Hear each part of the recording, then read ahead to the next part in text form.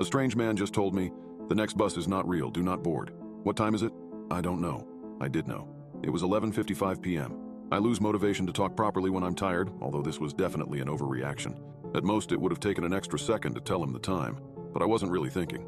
I just wanted to get home, ignoring all social interactions. I didn't even look up to see this man's face. He left without saying anything, limping as he walked, leaving me alone at the bus stop, waiting for the final departure of the night.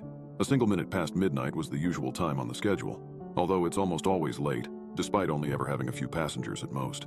My late shift at work had me used to these empty hours of the night. This specific part of town lacked nightlife entertainment, leaving little reason to be out after dark. The shops were long closed, waiting for the bustling environment of the next morning. Until then, they remained silent. Some had their lights on all night long, spilling echoes of life into an otherwise inactive street. If the rapture occurred with me at this bus stop, it would take a long while for that news to reach me as I simply continue waiting for an ever later, never arriving bus. These are the kind of thoughts I have as I wait in the dark for the bus. The occasional breaks in these thoughts are often caused by me checking the digital sign above me, displaying an estimated time for all upcoming departures, expecting to see 5 minutes or perhaps a more delayed 10 minutes. I hadn't planned on having to read a whole sentence.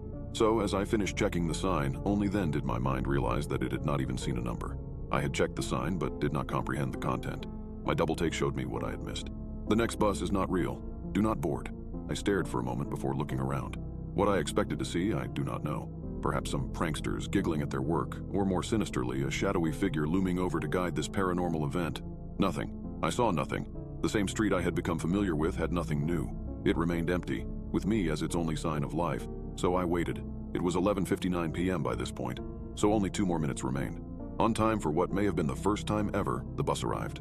A single minute past midnight, and here it was, pulling around the corner, approaching the stop. I put my hand out to signal my need to board, feeling relieved that my only way home hadn't been canceled. As the bus approached, I noticed the dark interior. The headlights were on, but the lights inside were all off. I could not make out whether any passengers were on board, or even who the driver was. Being a regular, I know most of the final route drivers, but this time it was anybody's guess.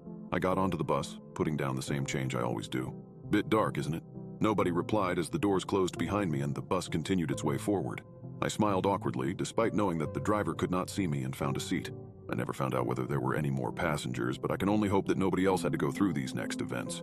Almost immediately, I noticed stops being omitted from the route. A turn missed here, a completely wrong turn taken there. A panic set in that I had somehow gotten onto the wrong bus, despite knowing for a fact that the bus I always get is the only local one that runs this late. Convincing myself that an unfortunate series of road closures had occurred, I remained calm and waited it out. After 10 minutes of this, we had circled back to the stop I had boarded at. In front of us, I noticed a more normal bus, the bus I was supposed to board.